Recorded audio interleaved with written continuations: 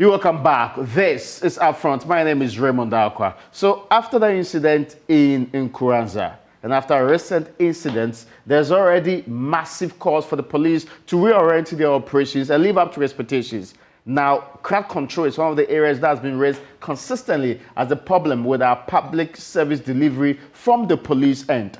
Now, that issue is bringing a bigger question. Is the Ghana Police Service fit for purpose? Has it delivered on its mandate? Is it the kind of service that we want for a 21st century country to ensure peace and order in the country? That is the conversation we are going to have tonight. It's also important because a lot of people have joined this conversation about the police and its renewed commitment to do the good thing.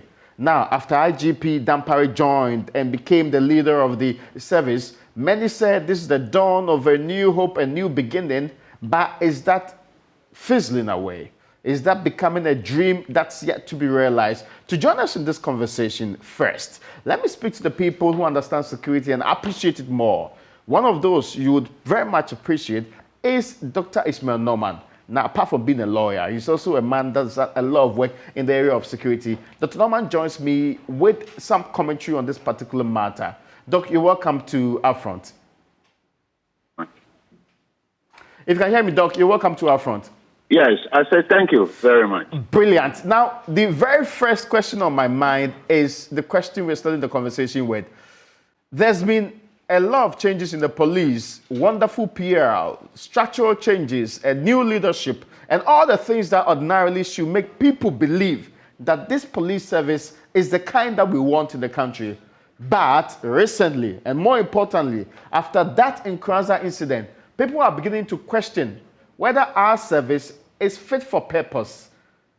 Introductory remark in this particular area. What do you think about those calls that are insisting the police structurally and currently operating is not fit for purpose? I wouldn't want to go that far because that would be totally unkind. There are very, very good many policemen and women. The IGP, Dr. Dampare, didn't create the kind of ecosystem we have as a police force in Ghana or service. He came to inherit what is there. He's trying to improve the system the best way that he can. But keep in mind that there are about 30,000 plus policemen and women, some of them doing office work, some of them field work, operational work. There will always be 10% bad apples in every kind of collection of large cohort of people like that. And so for me, I think the police, the Ghana police is trying its best. But the problem is this. We are not training our police officers too well in de-escalation tactics, is incident decision-making models. And so when they are confronted with a moral dilemma, a stressful situation, they go to their primitive nature of using brute force. And that is not the kind of police we want. Having said that, I want to qualify this. There are many, many men and women in the Ghana police force that are exemplary, that are very professional. Now, the understanding, assuming this was an incident that's once in a while, in the last couple of years, and I don't want to go back to the National Reconciliation Commission's report, it actually isolated some of these security agencies, including the police, and said they required retooling and proper training in the area of crowd management. If you fast forward to the IRC West Wogan report, similar recommendations about strategic deployment and all of that were made. You also move into the thinking around the structure that came up recently. That's the report from the EDRA committee. Similar recommendations were made about how the police should be properly structured in all ways of dealing with trap. For example, it says all crowd, route, and crisis control units be made to wear body cams, and all vehicles and mobile gadgets deployed must also have cameras. It talks about the education required for standard operations, operative procedure for both the police and the military, including roles for indispensable allied agencies in all of them, bringing together a much more coordinated approach. Why is this so thorny an issue that every time we have to deal with it, report after report, the same recommendations, and yet nothing gets done? The system is very slow to action. And I think that Dr. Dampare himself is part of the problem. He needs to be part of the solution. Every police officer, every other police officer that you talk to will say that Dr. Dampare is running a one-man show. Dr. Dampare doesn't listen to opinion. He only listens to the people that he likes around him. And you cannot be a very effective leader if you don't open your ears wide and your eyes wide. You cannot listen to your favorite because they will tell you things you want to hear. You need to also hear from the people who will tell you things you don't like to hear. And I think that is part of the problem. In terms of implementing the recommendations of Ejura, of Ayawaso, and all of those situations is not being implemented, I think there is some amount of implementation going on, but there is selective process to favorites who are being sent for refresher courses and all of that. If today I were a police officer and I entered a beer bar with my cap on, they will ask me to go for a refresher course at my own expense.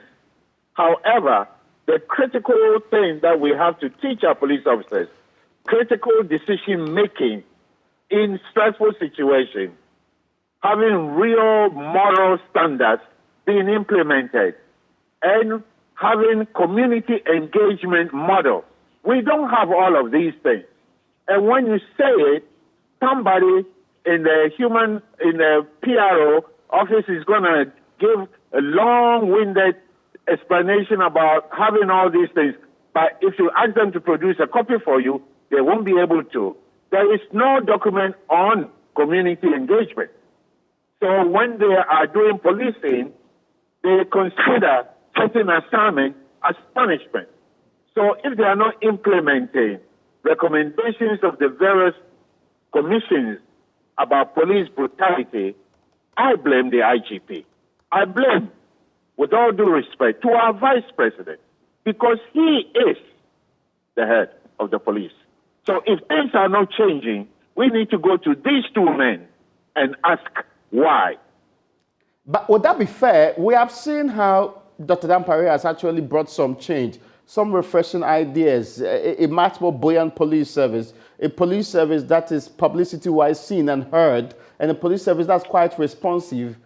Is it the case that all of these are charades limited to the top of the police and it's not seeping down to the ordinary man on the street? Definitely not trickling down at all. And the selection for these kind of programs are based upon, who is closest to me, who is my favorite, it's not a system-wide kind of training. So a lot of people are being left out. And the police, there's a lot of frustration. But the top brass will tell you there is no frustration.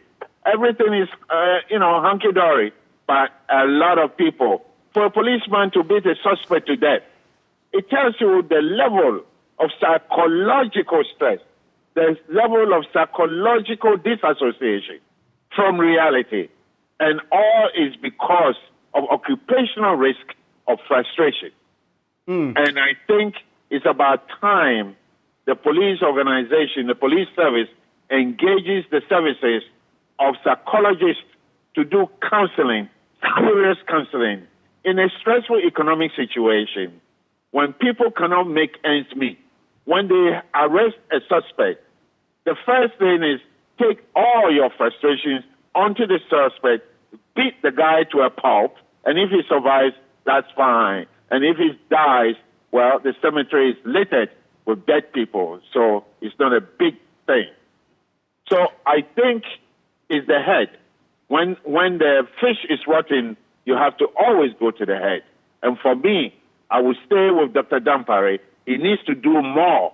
He needs to pay attention to the rank and file And the training has to be for a more egalitarian system where people in the district are being trained. Whenever there's a problem in a district, they ship people from Accra to go investigate what is happening in the district.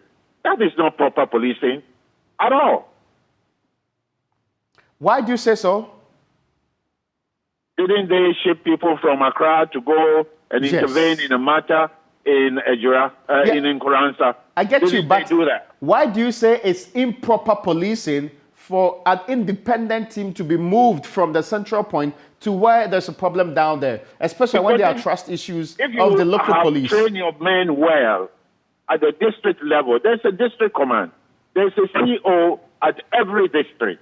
Why can't you capacitize those men and women so that when there's a problem, they can de-escalate? When there's a problem, they can offer the first responder intervention that we need. But if you are always relying at the headquarters, then it means that your very training system is what?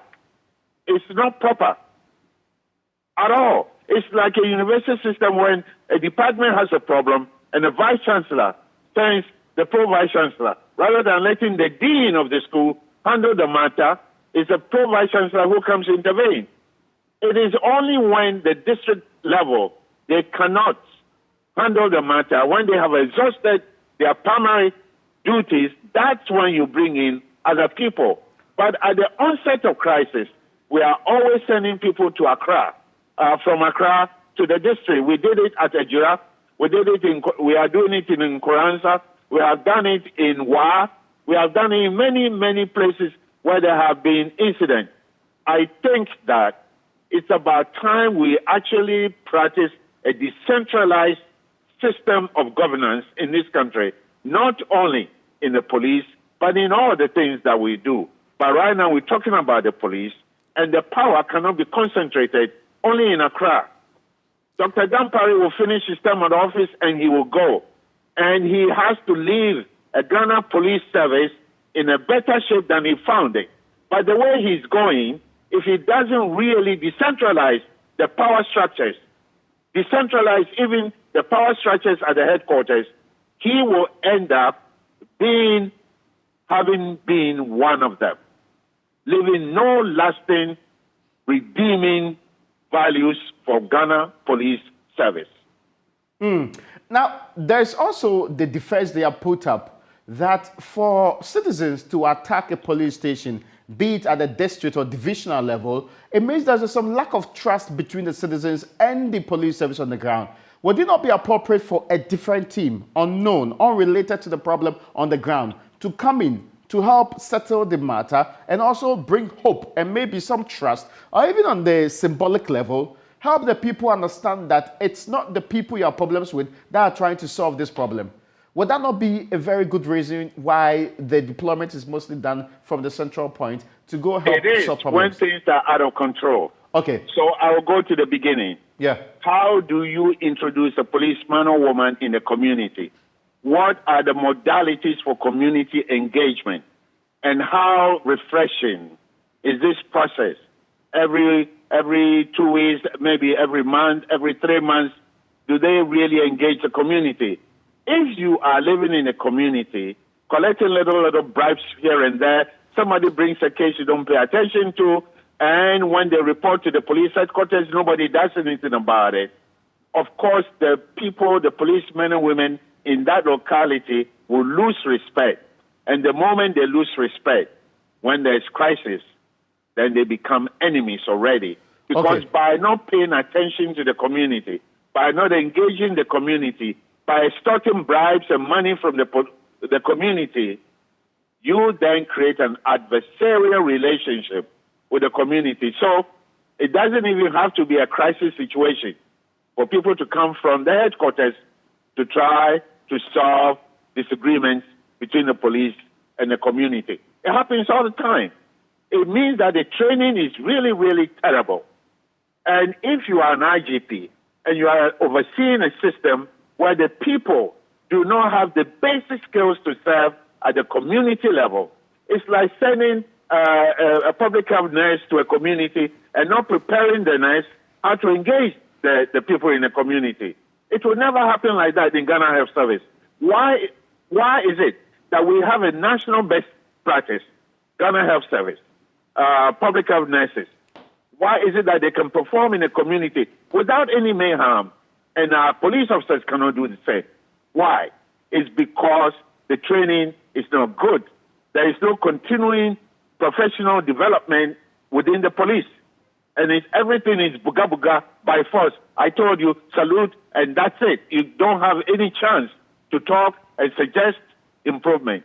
There are many, many smart people in the Ghana Police Service. And it's a shame that because of hierarchical arrangement within the service, they don't allow them to contribute to how they can improve the service to make it better.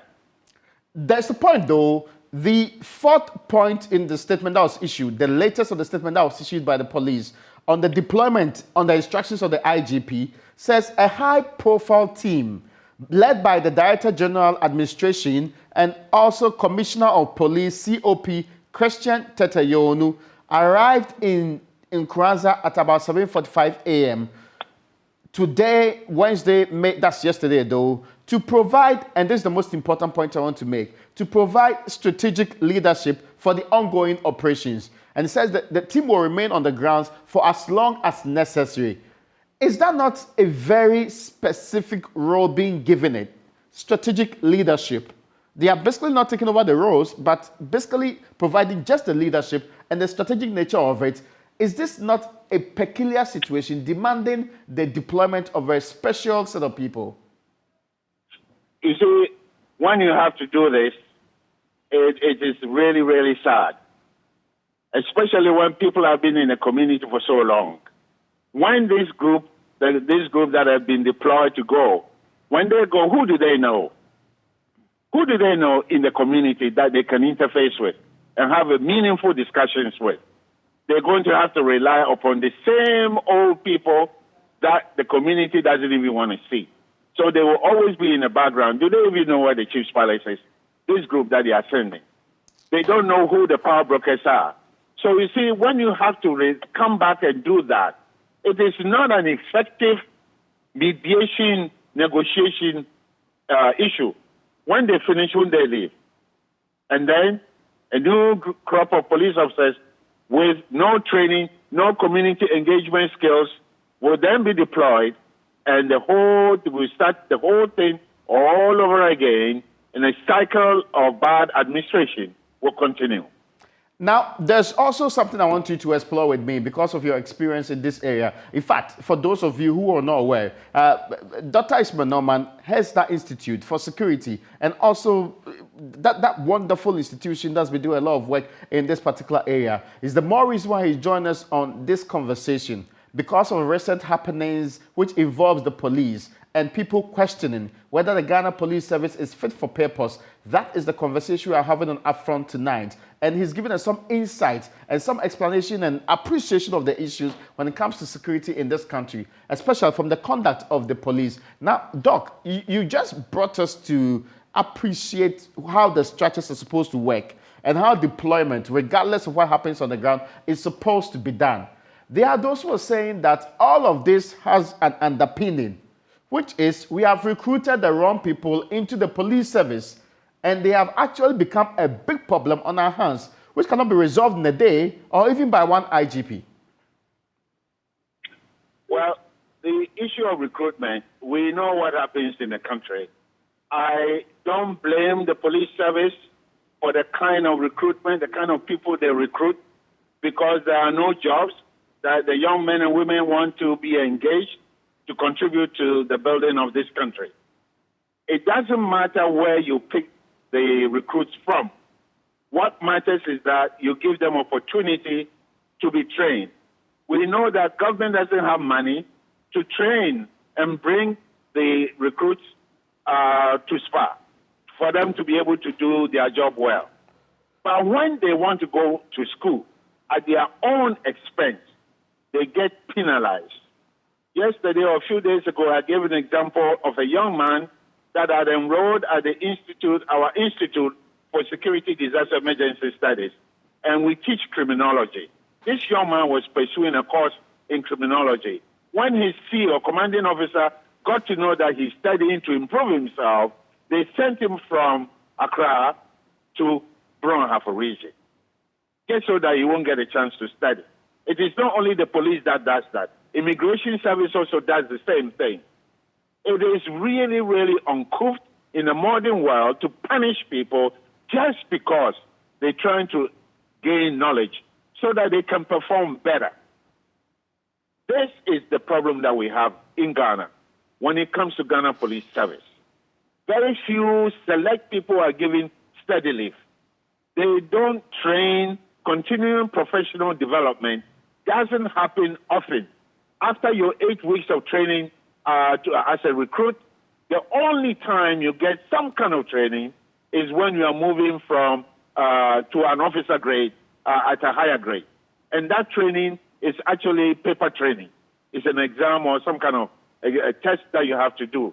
So you cannot expect somebody who has been trained in his entire life for only 8 weeks to understand critical decision making in a critical situation. You cannot understand that kind of police officer to have better skills with a trigger. Many of our police officers are trigger happy, and the least thing, the first response is to shoot.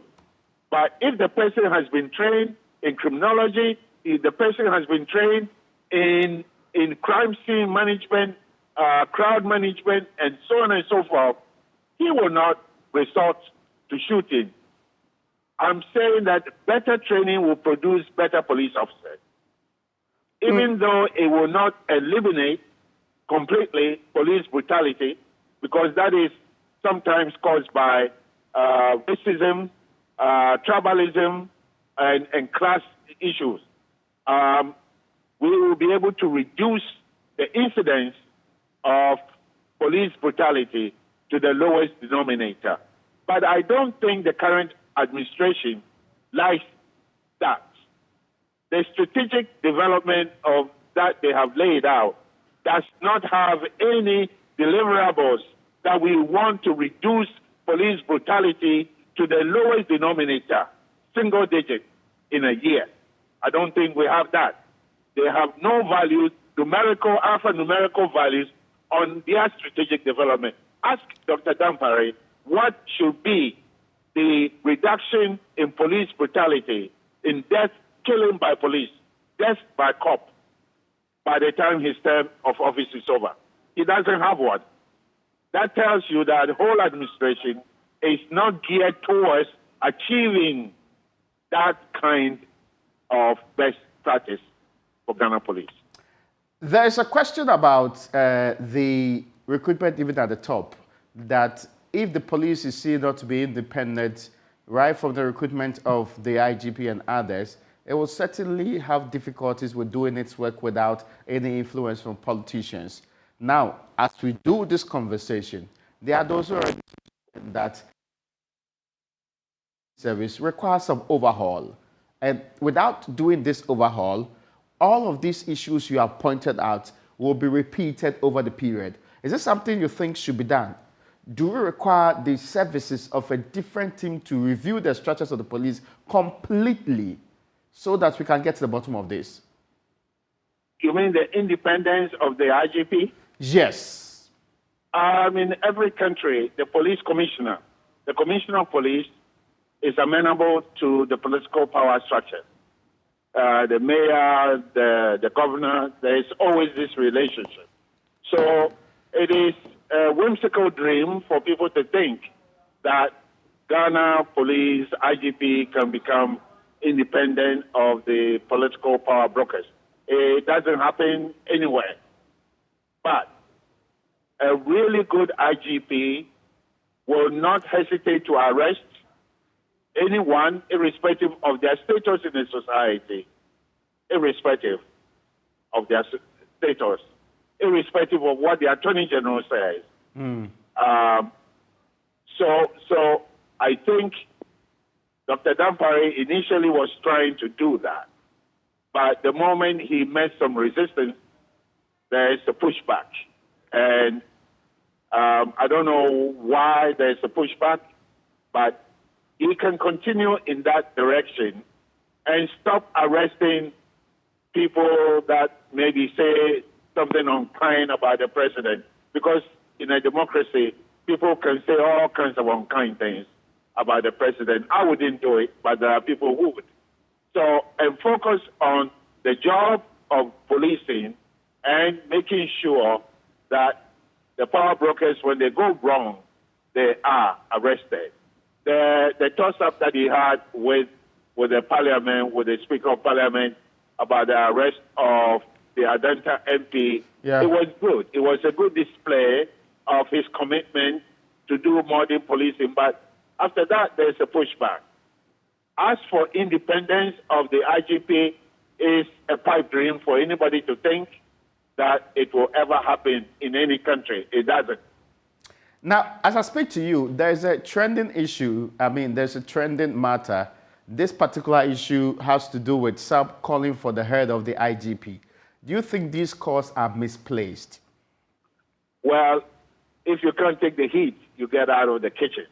The IGP should know that people will always, there are a fraction of people that will want him not to continue to be the IGP, and then there are others that want him to continue. So I think that those who are doing the call, they have their reasons for doing it. I wouldn't do it, but those who are doing the call, they have their reasons, and I think they should leave the IGP alone to do his work, because he didn't order the policeman to beat Mr. Donko to death. He didn't do it. So they should leave him alone, let him continue his work. We all make mistakes in our jobs, and that doesn't mean that one mistake should lead to your sacking. How would he get better if he doesn't make mistakes and learn from it? So they should leave him alone. Now, there's another point that I want to run by you. The argument that in order to have a more prominent police service, and we should be able to get the understanding of how our current socio-cultural dynamics influence policing in the country. This is largely from the perspective of those who think that Ghanaian policing is based on the cultural dictates of the people, and that elements like respect, having a force in previous times are all very important to us. Going forward, what are the key milestones you expect the IGP to achieve so that we can all be rest assured that the Ghanaian police service is fit for purpose? Well, I disagree. The Ghanaian police does not show much respect to the public at all. For example, an American police officer, even if he's going to arrest you, excuse me, sir, how are you, sir? Why were you speeding, sir? The Ghanaian police officer will come, will stop you, your license, will scream at you. They don't show much respect, especially those traffic police, they don't. So that allegation that they are doing policing based upon socio-cultural dimensions of the country, it doesn't really hold water. The only time they show respect is when they are dealing with known political figures. But we, the average Kofi Mensah and Adjoa Donko, they don't show respect to us at all. And about 2 weeks ago, I had an encounter with a police officer who was trying to tell me that I should have mercy for a young female police woman who is trying to direct traffic. And I said, my God, if we have to consider your efficiency based upon your gender, then we have a problem in this country.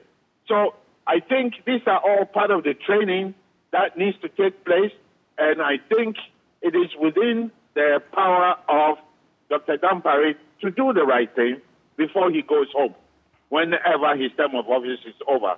He needs to find money from the government to do extensive training of the police officers.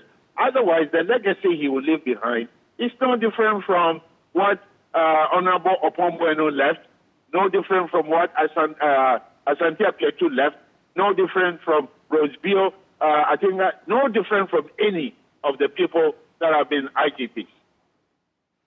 Before I let you go, there's a question about what all of this say about national security, preparedness, and our ability to combat the very threat that's in a sub-region that we've been warned of, that's when it comes to terrorism. Now, I'm extending it to that point because some say that there are already indications about our state of being. From where you sit, are we prepared to deal with any terrorist threat?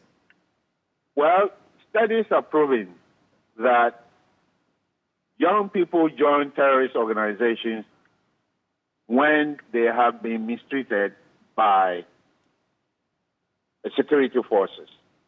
With the advance of Boko Haram, Al-Qaeda in the Maghreb, we have to be very careful. The security forces have to be very careful because the terrorists, their cells are already in Ghana. Otherwise, we wouldn't be experiencing the kinds of activities we're experiencing within Burkina Faso and northern Ghana. They have to be very careful because the terrorists like to exploit conflict like what is happening in Nkoranza, like what happened at Ejura. And they use those moments to recruit people into their midst. If we suffer a terrorist act, it will not be a lone wolf taking a cutlass and cutting people up. It will be a suicide bomber. And then you have to be very careful about how you treat people. And the Ghana police is creating the climate for people to be attracted to the terrorist ethos. And if you are not careful, it will undermine the national security of this country. So the job for Dr. Dampare is onerous. It's not only about the rank and file doing criminal investigation, arrest, and detention. It is also about terrorism. It is also about transnational terrorism. The activities of the terrorist organization have been quite expanded in the last 10 years, and they are already in Ghana, and we have to be very careful. National security, I know for a fact, Honorable Kandapa will have a word with Dr. Dampare about these activities. I know for a fact. Without being there, I know this will happen.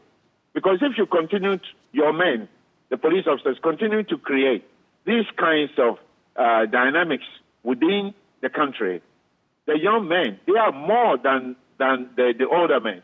They will take the law into their own hands, and some of them will then see an opportunity to join terrorist organizations and become bandits or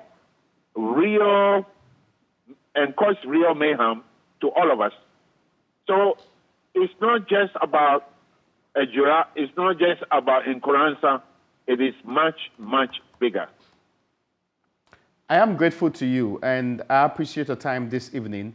Dr. Ismail Norman is one of the people you go to when you want to understand what the security situation in the country is. And we've just been having a conversation about whether or not the Ghana Police Service is fit for purpose. An issue that's come up recently because of the activities of the service and recent incidents connected to them. Now, after this break, I'll be taking you to a man who's been with the police before. He's a member of parliament. He's on the Defense and Interior Committee of Parliament.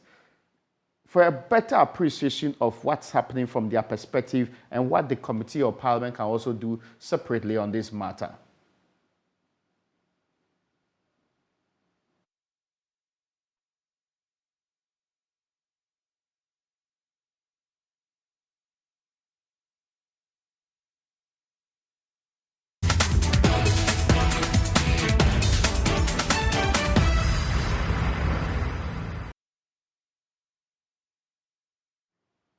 You're welcome back. This is Upfront. My name is Raymond Alqua. So the big question for tonight on Upfront is the Ghana Police Service fit for purpose? As multiple incidents in the last few days has raised concerns about the police service, its mode of operations, and especially how it handles crowds. After all of the very reports from the National Reconciliation Commission through to various incidents, including the Ayawaso West Worgon Committee's report, and the recent one being the Ejura Committee report, pointing out the defects in our deployment and operationalization problems within the police and other security institutions, the question is asked tonight again: why couldn't Nkoranza be any different from the other incidents we've seen across the country. And that's what you heard me talk to Dr. Ismail Norman about. Now I'm going back to the phone lines and speaking to a member of parliament, specifically for Wild West constituency in the Upper West region. The Honorable Peter Lanchene Tobu is also a former police officer, a former superintendent,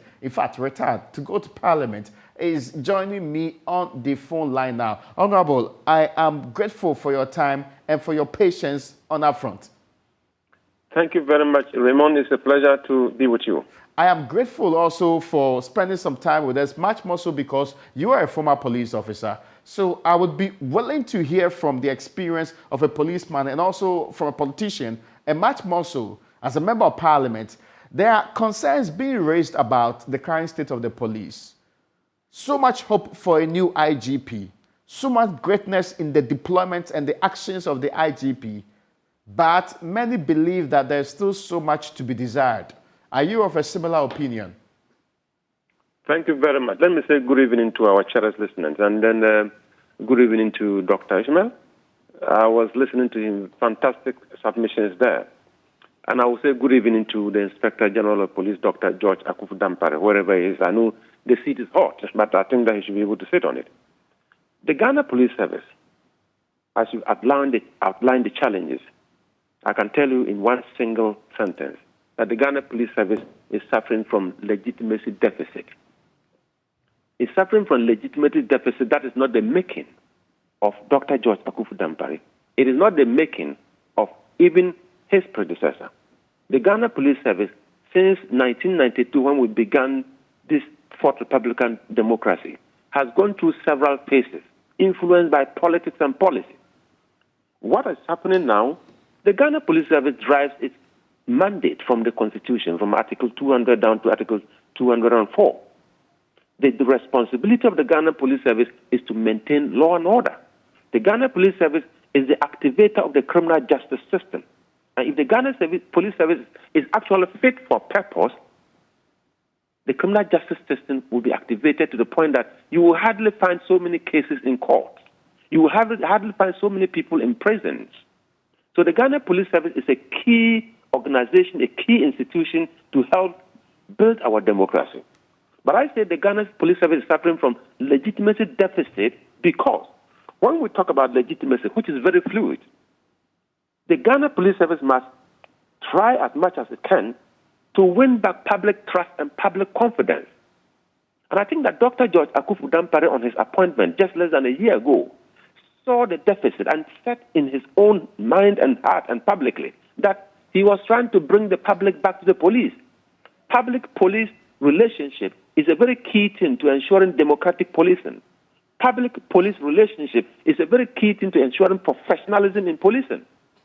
So in his attempt to win public confidence, he has to also ensure that he raises police morale.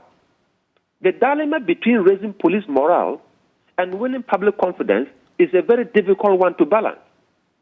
For example, if a police officer goes to commit a professional error, shooting and killing in an operation, and you realize that this was actually wrong, either the police officer committed the professional error due to inefficient training, because he became trigger happy, because it is training that is supposed to make the officer. If he was not properly trained and he causes this mess, do you blame the police officer for the lack of training that he has gotten and he's in the public domain performing his duty?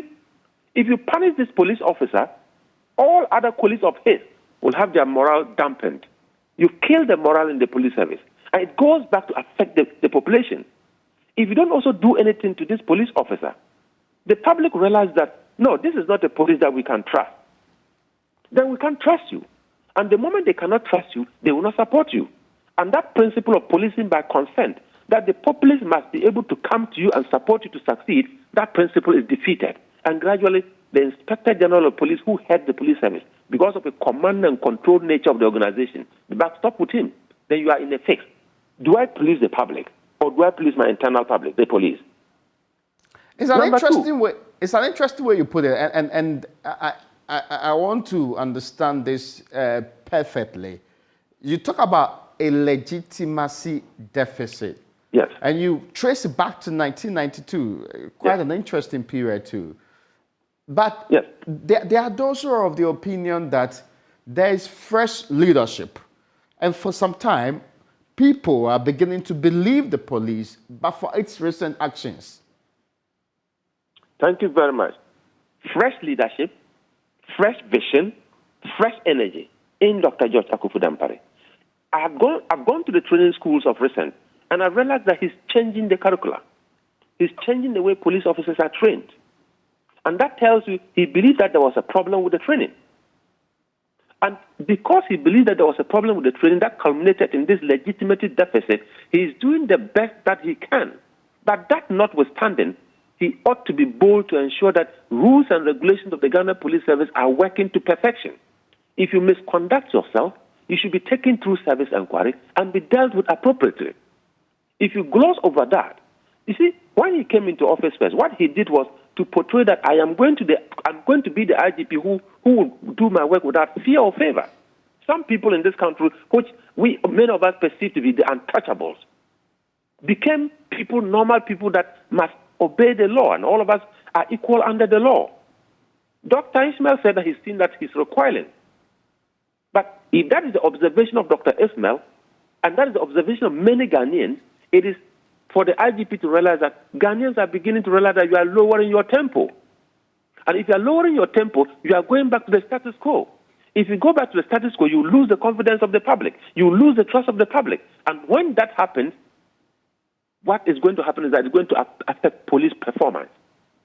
And we are getting to a point that all of us as a country, I'm happy you are saying the Ghana Police Service, not Dr. Dampare Police Service, not David Asante Petu's Police Service, not James Opombono's Police Service, the Ghana Police Service. The Ghana Police Service is fit for the purpose of the Ghanaian people. If we don't like it the way it is, let's all rise as a people and say, this is not the kind of police we want. And find out why has it become like this. All the things that we have done wrong from 1992 up to date, we should point them out and begin to say, let's correct them. There are a lot of papers submitted on police in this country. Police reform document, the Justice Atta Commission report, many of them have been submitted. What have we done about that? I'm happy you are mentioning that, because that's the point I was just bringing on board. There has been several of these recommendations from various commissions of inquiry and also from various committees put together to try and reform the police. How can we do the same thing and ask for reforms, and yet these reforms are not seen or felt by the people on the ground? Exactly whose responsibility is it to make sure that these reforms are implemented?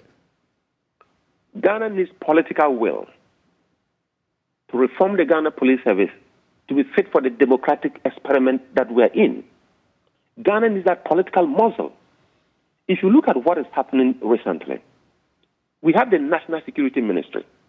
The National Security Ministry is a coordinating body. I hear Dr. Ismail saying that he's sure that the National Security Minister is going to have a word with Dr. George Akuffo Dampare. He's not supposed to be having a word with him. They are supposed to be having words together every day. Because the National Security Minister sits in the middle as a coordinating body, that you coordinate intelligence and direct action to the appropriate agency. If you coordinate intelligence and see that this particular action must be taken by the police, you direct it to the Inspector General of Police.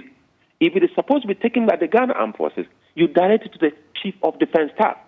But what we are seeing of late, and I think that we need to applaud the Emil Short Commission.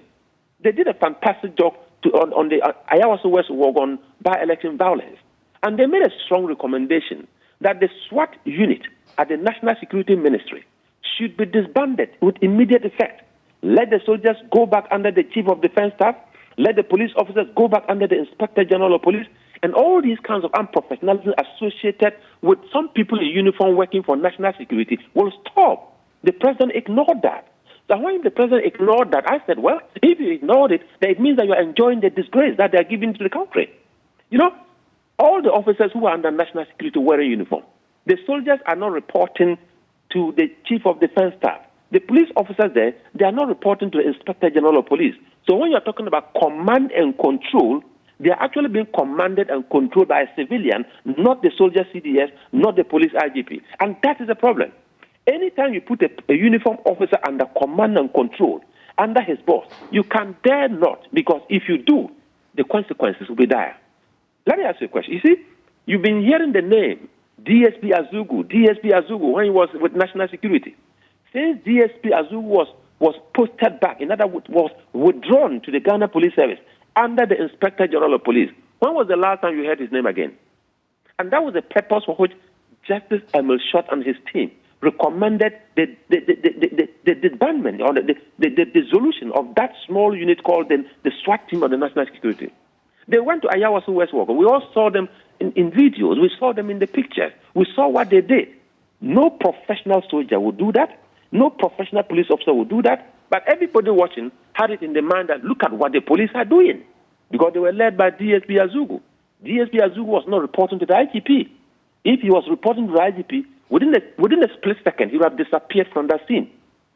But that is what we want as a country. So I'm saying that for us to reform the Ghana Police Service to be fit for purpose, so that we'll all be proud that this is our police service, we need political muscle, we need commitment, we need funding. And I'm so excited that in the National Security Strategy, it is put in there that we need a security fund. I'm sure we need to be looking at that. Because three things that we always look at if we talk about reforms. You need men of quality.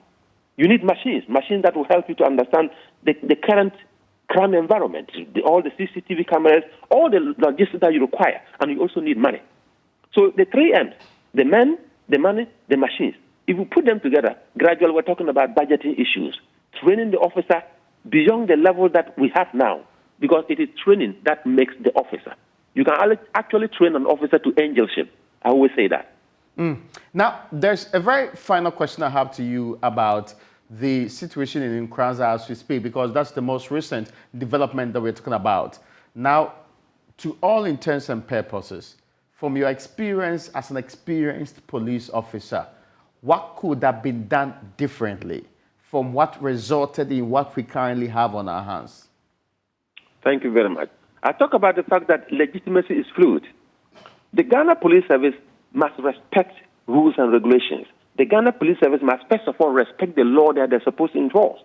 For example, if the Constitution says you cannot detain anybody in this country beyond 48 hours without producing such a person before a competent court of jurisdiction, and you do that, you are violating the Constitution, and then the public is losing confidence in you, that you are morally becoming a challenge. If the Constitution says if you go to effect an arrest, please tell the person in a language he or she understands the offense he or she has committed, and tell the person his rights. Spell them out. You have a right to a counsel. You have a right to let your family know which police station we are taking you to. So if you are able to do all these things, listen, the police do not have any right to punish. The police have a right to enforce the law. It is the duty of the court to punish. So if you're able to do all this, I'm sure that this Nkranza issue will have been resolved. What is intelligence-led? Intelligence-led must be backed by law. Intelligence-led operation must be backed by police rules and regulations. The SOP of the Ghana Police Service that talk about the use of force. Listen, the use of force, excessive use of force, is also a violation of the rules and regulations. The weapon is the last resort. And before you press trigger, it must be proven that you are looking at Service Instruction number 97, which spells out justification for the use of firearm. Under what circumstances will a police officer use firearm to the point that you are even killing? You must prove that your life was in immediate danger. And there was nothing you could do to save your own life as a police officer, apart from shooting and killing this other person who's on the other side. It must also be proven that probably this other person was a convicted criminal who is attempting to escape, and you are shooting for the purpose of recapturing the person. It must also be proven that probably there was a riot. A mob was on riot, rampaging, destroying property, and probably attempting to kill other people. So you shoot to bring the situation under control. And what is interesting in the police service, different from the army, is the fact that if the police officer shoots one bullet and achieves the target, you don't add a second bullet. There is no double stamping. There is no confirmation. I get you. You shoot one bullet, you achieve the purpose, you don't shoot again. The bullets are expensive, and every bullet that is released, you have to be questioned, and you have to justify why you are shooting.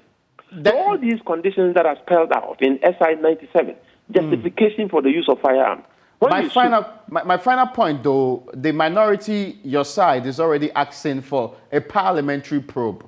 My question to you on this point is, what can a parliamentary probe do, which could not be done by all the previous probes that have been done on some of these activities that the police have been accused of? Thank you very much. If the minority is asking for parliamentary probe, as we are believing that a parliamentary probe, of course, a bipartisan parliamentary probe, we are going to lay the facts bare, and we are going to conclude on what actually happened, and we are going to make recommendations. And as I told you, Ayawaso West Wogon, Emil Short Commission did a fantastic job, but the recommendations went to His Excellency the President. What did he do with that? But at least the public know. The public know what happened. The public were quite aware of the recommendations, and for the political decision, let it remain with the President.